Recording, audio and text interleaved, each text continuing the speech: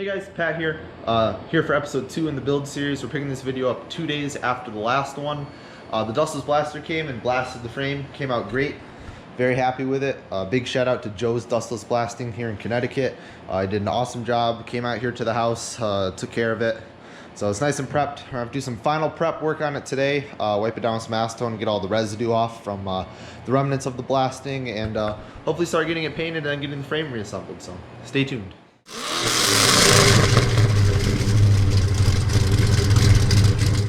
Alright, so quick little update. We haven't really touched the frame yet, so it needs to be wiped down with acetone, ready for paint. We're doing some fab work cutting metal, so I don't want to have any wet paint on that while there's metal and dust flying through the air.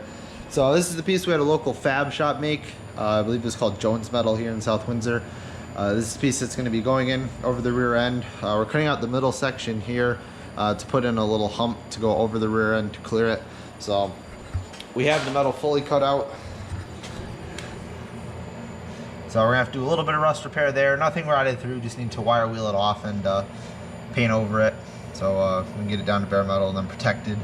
So then we'll get this piece in here, hopefully welded in, and get this wrapped up tonight. We still gotta do the wheel well patches here on this side and that side. So once we get this trunk piece up and in, we'll throw that in and get that wrapped up.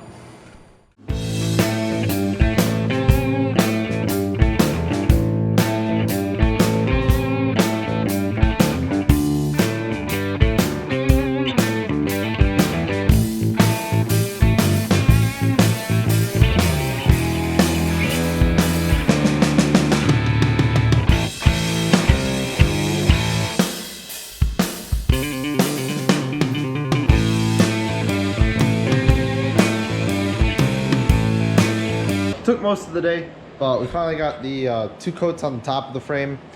Don't really have a setup here to spray both sides at the same time, brush both sides at the same time, so set it up to do the top today.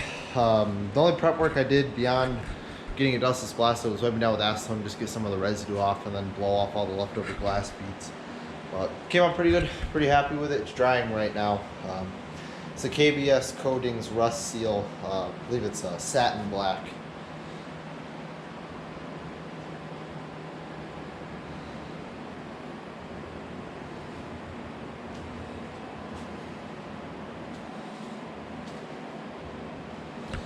So not my first time using this stuff. I like it. It's very durable. Pretty much anything under the car that's going to take a beating, I use this on. You know, it's not as nice as if you were to spray on a black and use a clear coat, but it's extremely durable and pretty easy to paint. So any chassis components, frame, stuff like that, we use this. We're going to put it on the firewall once we finish up all the fab work, as well as the floor. And then we'll probably also do the top side of the floor as well once we finish up the work in there.